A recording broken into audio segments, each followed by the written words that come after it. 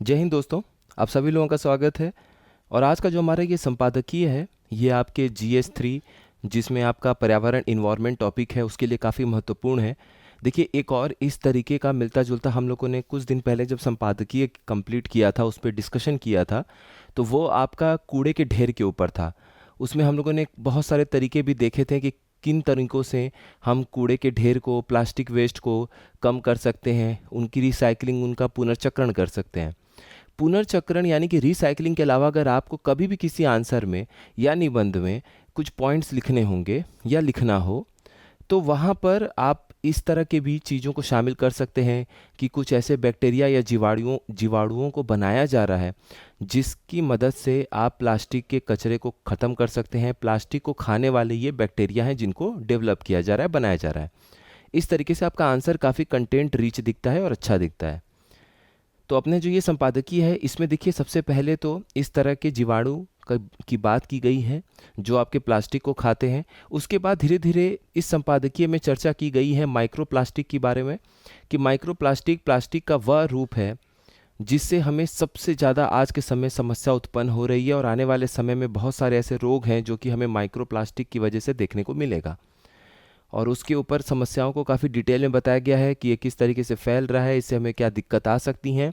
बहुत ज़्यादा उपाय या सॉल्यूशन इस संपादकीय में आपको देखने को नहीं मिलेगा, वो पॉइंट आप अलग से भी जोड़ सकते हैं या फिर आगे आने वाले किसी न किसी संपादकीय में हम वहाँ पर उन चीज़ों को देखेंगे। तो इसीलिए आप रेगुलर देखते रहिए, बहुत आसानी से आप चीज़ों को जोड़ पाएंगे। कुछ ही महीने में, कुछ ही हफ्तों में आपको फ़र्क दिखने लगेगा अपनी समझ में, अपने कंटेंट में, अपनी आंसर प्रैक्टिस में। तो चलिए आज के हम इस विश्लेषण को शुरू करते हैं। तो देखिए, अपना टॉपिक क्या है कि प्लास्टिक भक्षक जीवाणु का जन्म, यानी ऐसे बैक्टीरिया को डेवलप किया जा रहा है, ऐसे जीवाणुओं को डेवलप किया जा रहा है, बनाया जा रहा है जो प्लास्टिक को खा सकते हैं। तो इस तरीके से आपका जो प्लास्टिक की रिसाइकिलिंग या पुनर्चक्रण करने की बात हम करते हैं, उसके अलावा प्लास्टिक के कचरे को कम करने का, प्लास्टिक के बोझ को कम करने का ये एक बहुत बेहतरीन तरीका है। तो आज प्लास्टिक जो है वो दुनिया के सबसे बड़े समस्याओं में से एक है। एक आपकी सबसे बड़ी समस्या ग्लोबल वार्मिंग, जलवायु परिवर्तन, क्लाइमेट चेंज, ये तो बनी हुई है। दूसरी तरफ मानव जनित जो ये समस्या है, उसमें सबसे बड़ी समस्या अगर आप देखेंगे तो वो प्लास्टिक की ही समस्या है। अब इसके उपाय के रूप में वैज्ञानिकों ने एक ऐसा प्लास्टिक विकसित किया है जो स्वयं समाप्त हो जाएगा। देखिए, अब आपको पहले इस तरीके से कुछ भूमिका बांधनी है जिससे कि पेपर चेक करने वाले जो भी हमारे सीनियर लोग होते हैं, प्रोफेसर लेवल पे या जो भी लोग होते हैं, वो जब पेपर चेक करें तो वैसे इन्विजिलेटर को लगे कि आगे ये बताना क्या चाह रहा है, और जो भी इंपॉर्टेंट पॉइंट है सिर्फ उसे अंडरलाइन कर दीजिए, वहाँ उनका फोकस चला जाएगा। तो कैसे वैज्ञानिक लोग ऐसा प्लास्टिक बना रहे हैं, विकसित कर रहे हैं जो स्वयं में समाप्त हो जाएगा? तो उस प्लास्टिक का नाम है पॉलीयूरिथेन प्लास्टिक। मतलब इसको हम लिख सकते हैं पॉलीयूरिथेन। ठीक है, ये पॉलीयूरिथेन प्लास्टिक एक ऐसा प्लास्टिक है। देखिए, इसमें कर क्या रहे हैं, आपके सामने एक प्लास्टिक है, इसका नाम है पॉलीयूरिथेन प्लास्टिक। इस प्लास्टिक में हम एक बैक्टीरिया मिलाएंगे, उस बैक्टीरिया में थोड़ा सा उसकी जीन में परिवर्तन करके उसे हम इस प्लास्टिक के साथ मिला देंगे। अब जीन में परिवर्तन करने की ज़रूरत क्यों पड़ी? क्योंकि देखिए, आपको पता है कि जब 100 डिग्री, 80 डिग्री या ज़्यादा तापमान पे आप गर्म करते हैं दूध को, या कभी भी पानी को, या किसी भी चीज़ को गर्म करते हैं, तो बहुत सारे बैक्टीरिया जो होते हैं, जीवाणु होते हैं, उनकी मृत्यु हो जाती है। लेकिन सारे जो बैक्टीरिया मर जाते हैं वो हमारे लिए नुकसानदायक नहीं होते हैं। कुछ ऐसे बैक्टीरिया होते हैं, कुछ ऐसे जीवाणु होते हैं जो हमारे लिए काफ़ी लाभदायक भी होते हैं। आपको अगर एग्जाम्पल देखना होगा, आप दही को देखिए, कर्ड को देखिए, उसमें आपको बहुत सारे इस तरीके के भी जीवाणु बैक्टीरिया नज़र आएंगे, जैसे लैक्टोबैसिलस। अब लैक्टोबैसिलस बैक्टीरिया जो आपको दही में मिल रहा है वो आपके लिए नुकसानदायक थोड़ी है, वो तो आपको फ़ायदा पहुंचाता है। तो इस तरीके के जो सूक्ष्म जीव होते हैं, माइक्रो ऑर्गेनिज्म होते हैं, जिससे आपको फ़ायदा पहुंचता है, उन्हें हम लोग क्या बोलते हैं? प्रोबायोटिक। हम उनके बारे में शब्द देखेंगे आगे। ऐसे माइक्रो ऑर्गेनिज्म या सूक्ष्म जीव को हम प्रोबायोटिक कहते हैं, जो हमारे लिए लाभदायक होते हैं।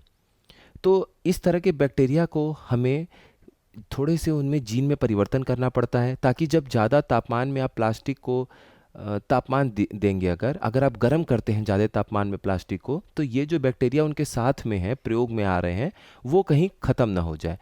तो इस तरीके से बैक्टीरिया को डेवलप किया जा रहा है। अभी अधिकतर जो ये काम है ये लेबोरेटरी में ही देखा जा रहा है। अभी ऐसा नहीं है कि मार्केट में जाके आप इस तरह के बर्तन या सामान को खरीद सकते हैं।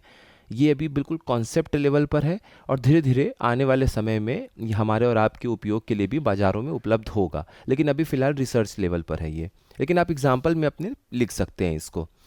तो देखिए ये आपके सामने मान लीजिए कोई प्लास्टिक का, मान लीजिए इस तरीके से कि ये जो बैक्टीरिया है, एक एक प्लास्टिक बनाया जा रहा है, पॉलीयूरेथेन प्लास्टिक। तो ये मान लीजिए कि एक बॉटल है पानी का, ये पॉलीयूरेथेन प्लास्टिक से बनेगा।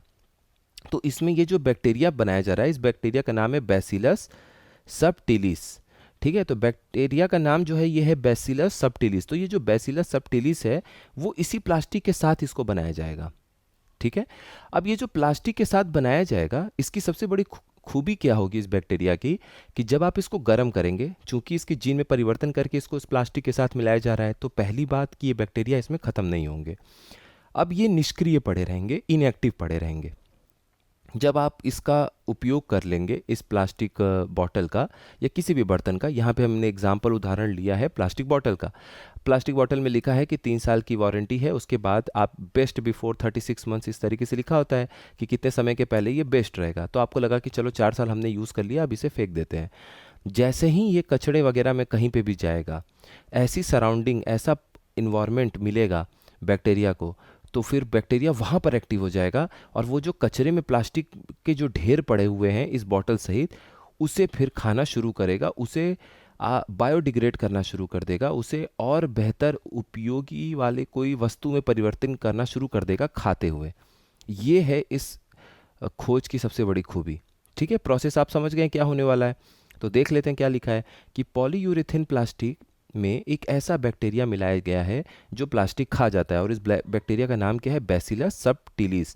तो कभी भी प्रीलिम्स में आपको ये नाम देखने को मिले बैसिलस सबटिलिस, जिसे हम ग्रास बैसिलस या हे बैसिलस भी बोलते हैं, तो समझ जाइएगा कि ये प्रोबायोटिक बैक्टीरिया के कैटेगरी में आता है, श्रेणी में आता है। प्रोबायोटिक का मतलब क्या हो गया कि ये हमारे लिए नुकसानदायक नहीं है। अगर ये किसी, देखिए जो बैसिलस है ना, ये जो सबटिलिस बैक्टीरिया है, ये सबटिलिस बैक्टीरिया आमतौर पे मिट्टी में भी पाया जाता है, और बहुत सारे ऐसे खाने पीने की चीज़ें हैं जिनमें ये मिलता है। जैसे एक मैक्सिकन ग्रास कुछ एक डिश होता है, एक कभी आप गुड़गांव साइड या कभी भी मतलब थोड़े और ऐसे शहरों में जाएंगे तो इस तरह के थोड़े महंगे टाइप में दिखा के देते हैं रेस्टोरेंट में। तो उस तरह की ग्रास में उसको फर्मेंट कर देते हैं। फर्मेंट करने का मतलब कि थोड़ी सी वो करते हैं ना, सड़ाते हैं, सड़ाना नहीं बोलेंगे, मतलब थोड़ा सा फर्मेंट होता है ना, उस चीज़ को करते हैं। तो फर्मेंट करने के बाद उस मैक्सिकन वाले ग्रास वाले डिश में इस बैक्टीरिया का उपयोग होता है। उससे आपके डाइजेशन, पाचन शक्ति पे भी असर पड़ता है, काफ़ी फ़ायदा होता है, शरीर के लिए भी फ़ायदा होता है। तो इस तरह की मतलब खाने पीने की चीज़ों में ये सबटिलिस बैक्टीरिया का उपयोग होता है। तो कभी भी प्री में सबटिलिस बैक्टीरिया नाम से कुछ भी लिखा हो तो समझ जाएगा कि हमारे शरीर के लिए फ़ायदेमंद है, मिट्टी में मिलता है और परेशान होने की ज़रूरत नहीं है। अब ये जो जीवाणु है, देखिए वही लिखा हुआ है कि ये खाने में एक प्रोबायोटिक बैक्टीरिया के रूप में इस्तेमाल होता है। प्रोबायोटिक का मतलब क्या है, जैसे हम लोग दही वाले उदाहरण में ऊपर देखा था कि ऐसे सूक्ष्म जीव, ऐसे माइक्रो ऑर्गेनिज्म, आपका बैक्टीरिया भी हो सकते हैं और ईस्ट भी हो सकता है, उसको हमें उपयोग करते हैं, जब खाते हैं तो हमारे शरीर के लिए लाभदायक होता है। बस इतना सा कॉन्सेप्ट है। तो यही है वो बैक्टीरिया, ये जो आप देख रहे हैं ना, बैसिलस सबटिलिस, हे बैसिलस या ग्रास बैसिलस। तो आप बैसिलस सबटिलिस नाम याद रखिएगा। तो ये बैसिलस सबटिलिस का आप डायग्राम देख सकते हैं। ठीक है ना, देख किस किस तरीके से बैसिलस सबटिलिस, वैसे तो 2-3 तरह के होते हैं, लेकिन कोई बात नहीं, आप बस एक उदाहरण देखेंगे तो नाम से याद कर लीजिएगा कि बैसिलस सबटिलिस नाम का बैक्टीरिया है जो कि प्रोबायोटिक है। अच्छा, अब सवाल ये उठता है कि ये जो प्लास्टिक है, इसमें हमें जीन में परिवर्तन करने का एक कारण तो समझ में आ गया कि तापमान अधिक झेल ले बैक्टीरिया, इसलिए हम उसके जीन में परिवर्तन कर रहे हैं। तो सवाल ये उठता है कि क्या हम इस तरह के प्लास्टिक को प्राकृतिक तरीके से नहीं इसमें बैक्टीरिया को डाल सकते हैं? तो इसका आंसर है कि नहीं, क्योंकि कुदरती रूप में हम इस प्लास्टिक को नहीं मिलाया जा सकता। क्यों नहीं मिलाया जा सकता है? इसे जेनेटिक इंजीनियरिंग की मदद से ही तैयार करना पड़ता है, ताकि वह प्लास्टिक बनाने के लिए ज़रूरी अधिकतम तापमान को सहन कर सके। वही तापमान वाली बात आ जाती है, क्योंकि अगर आप नेचुरल तरीके से बैक्टीरिया को मिलाने की कोशिश करेंगे, प्लास्टिक को हीट करेंगे, गर्म करेंगे, या फिर मान लीजिए बहुत गर्म वाली जगह पे आप उस बॉटल को, बर्तन को प्लास्टिक के ले जा रहे हैं, तो भी वहाँ पे खतरा है कि वो बैक्टीरिया को नुकसान पहुँचेगा, अधिक तापमान से वो मरना शुरू हो जाएगा। तो फिर हमारे किस लाभ का होगा वो? लेकिन इन सब डिस्कशन और चर्चा के बाद विशेषज्ञों का ये कहना है कि ज़्यादा फोकस आप इस बात पे मत करिए कि प्लास्टिक जो इतना कचरा हमारे बन रहे हैं उसको हम कैसे ऐसे बैक्टीरिया को डेवलप कर देंगे जो प्लास्टिक खाए। सबसे पहली बात है कि अपनी आदत में लाइए कि हमें प्लास्टिक को ही कम यूज़ करना है। याद है आप लोगों को, हम लोगों ने कुछ समय पहले जब एक संपादकीय देखा था उसमें हमने 4R की बात की थी, रीयूज, रीड्यूस, इस तरीके से देखा था। एक बार ज़रूर आप लोग देखिएगा उसको। उस साइकिल को हमने बनाया था कि हमें सबसे पहले रिड्यूस करना है, अपनी अपनी चीज़ों को कम करना है, फिर रीयूज़ करना है, फिर जो यूज़ कर रहे हैं उसकी रिसाइकिल करनी है। इस तरीके से हम लोगों ने देखा था। तो विशेषज्ञों का मानना है कि इन सब इतने आविष्कारों की बजाय आप प्लास्टिक का इस्तेमाल घटाने पर ज़्यादा जोर दीजिए। एक अनुमान के मुताबिक, अब देखिए हम आंकड़े देखते हैं, आंकड़ों से ही हमें चीज़ें और तस्वीर क्लियर होती है। तो एक अनुमान के मुताबिक 2050 तक आप देखेंगे तो प्लास्टिक का जो उपयोग है वो 3 गुना तक बढ़ सकता है आज की तुलना में। आज जब इतना ज़्यादा प्लास्टिक का उपयोग हो रहा है तब इतनी चिंता हो रही है कि समुद्र, हवा, वायु, जल, हर तरीके से अगर आप देखेंगे मिट्टी, हर जगह प्लास्टिक के कण मौजूद हैं। और सोचिए 2050 में, यानी आज से मात्र 27 सालों 26 सालों के बाद, 2 गुना और जोड़ दीजिए आज के प्रयोग में जो प्लास्टिक का उपयोग हो रहा है। तो ज़रा सोचिए कि फिर कितनी दिक्कतें सामना करना पड़ेगा हम लोगों को। तो इसीलिए विशेषज्ञों का कहना है कि प्लास्टिक के पुनर्चक्रण की ज़्यादा हमें ज़रूरत है, यानी रिसाइकलिंग ऑफ प्लास्टिक की ज़्यादा ज़रूरत है। अच्छा, अब हम एक टॉपिक पे चर्चा करते हैं जो इसमें लिखा हुआ था कि प्लास्टिक की समस्या पे एक चर्चा करते हैं, ठीक है। तो भूमिका देखिए आपको किस तरीके से लिखना है, ऐसे ही आप उत्तरों की भी भूमिका लिख सकते हैं कि मानव जीवन शैली का अनिवार्य हिस्सा बन गया प्लास्टिक पर्यावरणीय संकट के साथ साथ मनुष्यों, पशु पक्षियों आदि के जीवन के लिए भी एक बड़ा संकट बनकर उभरा है। तो ये सिर्फ पर्यावरण के लिए संकट नहीं बना है, प्लास्टिक इन्वायरमेंट के लिए क्राइसिस नहीं है, बल्कि हम मनुष्यों के लिए, पशु पक्षियों के लिए, जीव जंतुओं के लिए, इन सभी के लिए, सर्प जो होते हैं आपके ना, सर्प जो रेप्टाइल्स होते हैं उनके लिए भी, सबके लिए ये एक बड़ी समस्या बनकर उभरा है क्योंकि सबके शरीर में प्लास्टिक जा रहा है। अब प्लास्टिक एक बड़ी समस्या कैसे, हमें ये समझना है। देखिए, प्लास्टिक जो है वो हमारे खान पान की चीज़ों के साथ हमारे पेट तक पहुंच रहा है। अगर पेट में चला गया तो पेट में सबसे पहले आपको पता है कि डाइजेशन की प्रक्रिया, यानी कि पाचन की प्रक्रिया शुरू होती है। प्रोटीन का सबसे पहला जो डाइजेशन होता है, प्रोटीन जो सबसे पहले पचता है अपने शरीर में, वो सबसे पहले कहाँ पचता है, एक बार सवाल भी आ चुका है यूपीपीसीएस का, ये हमारे पेट में ही, हमारे स्टमक में ही शुरुआत होती है उसके पाचन क्रिया की। तो प्लास्टिक के कण जो हैं वो न केवल अपने पेट तक पहुंच रहे हैं, बल्कि आप देखिए कि वो फेफड़ों तक भी पहुंच रहे हैं, और ये बहुत बड़ी चिंता की बात है। फेफड़ों तक पहुंच रहे हैं तो फेफड़ों से होते हुए फिर वो हमारे बाकी शरीर में भी पहुंचेंगे। फेफड़ों में पहुंच रहे हैं तो हमें श्वास की समस्या उत्पन्न हो सकती है, क्योंकि उसमें जो छोटे छोटे आपके कण होते हैं, बिल्कुल आप बैलून जैसा बोल सकते हैं, छोटे छोटे जो गुब्बारे जैसे हिस्से होते हैं जिनको हम एल्वुली बोलते हैं, वहीं पे आपका ऑक्सीजन और कार्बन डाइऑक्साइड दोनों आपस में एक्सचेंज होते हैं हवा में। वहाँ से ब्लड से होके उसमें जाता है ऑक्सीजन, जो जो हमारे खून है वो ऑक्सीजन को लेते हुए एल्वुली से लेके जाता है बाकी शरीर में, और हमारे बाकी शरीर से आया हुआ खून कार्बन डाइऑक्साइड को लेके उसी के माध्यम से वापस फेफड़े में पहुंचा देता है ताकि हम उसे बाहर निकाल सकें। तो आप सोचिए कि अगर ये माइक्रो प्लास्टिक जाके उसमें जमना शुरू हो जाएंगे तो हमें श्वास की काफ़ी लंबे समय के बाद दिक्कत शुरू हो सकती है। अच्छा, अगर ये कण, प्लास्टिक के कण फेफड़ों तक पहुंच रहे हैं तो इससे हम एक निष्कर्ष ये भी निकाल सकते हैं, एक कंक्लूजन ये भी निकाल सकते हैं कि इससे हमें ये पता चलता है कि हवा भी किस कदर प्रदूषित हो चुकी है, हवा कितना ज़्यादा पॉल्यूट हो चुका है। आप इससे एक आइडिया लगा सकते हैं। सबसे बड़ी समस्या प्लास्टिक में भी क्या है, माइक्रो प्लास्टिक की।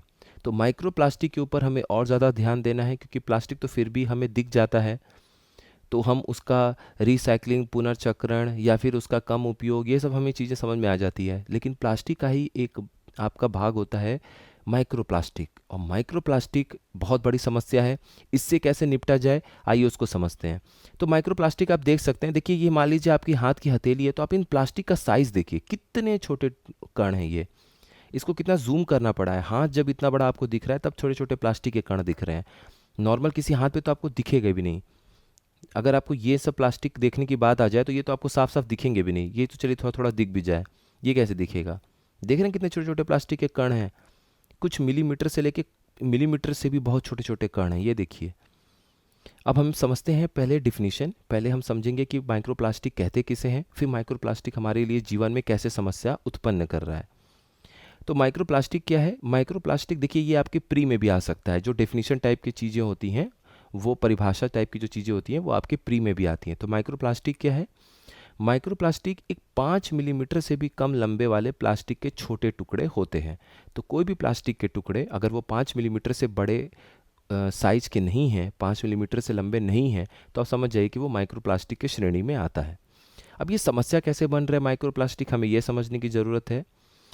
तो आंकड़ों से हम समझेंगे। पहला आंकड़ा ये है कि हम एक वर्ष में करीब करीब 50,000 माइक्रोप्लास्टिक के कण को खा जाते हैं। ये बहुत बड़ी चिंता की बात है। सांस के जरिए माइक्रोप्लास्टिक के 12 तरह के कण हमारे फेफड़ों तक पहुंच रहे हैं। तीसरी बात, इस समय पूरी दुनिया में यह अकेले ऐसे कण हैं जो धरती, आकाश और पानी में हर जगह मौजूद है। कोई दूसरा ऐसा कण नहीं है माइक्रोप्लास्टिक को छोड़ के जो हवा में, आपके जल में, उसके बाद धरती, आकाश और ये मिट्टी, हर तरीके में मौजूद होने वाला कण अकेला आपका माइक्रोप्लास्टिक ही है।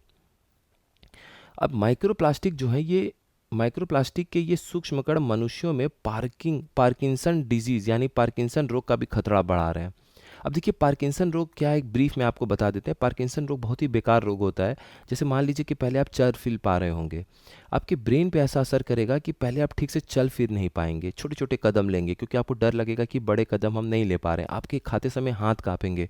आपने बहुत काफ़ी सारे ऐसे बड़े बुजुर्गों को देखा होगा जो खाते पीते समय उनके लगातार हाथ पांव कांपते रहते हैं।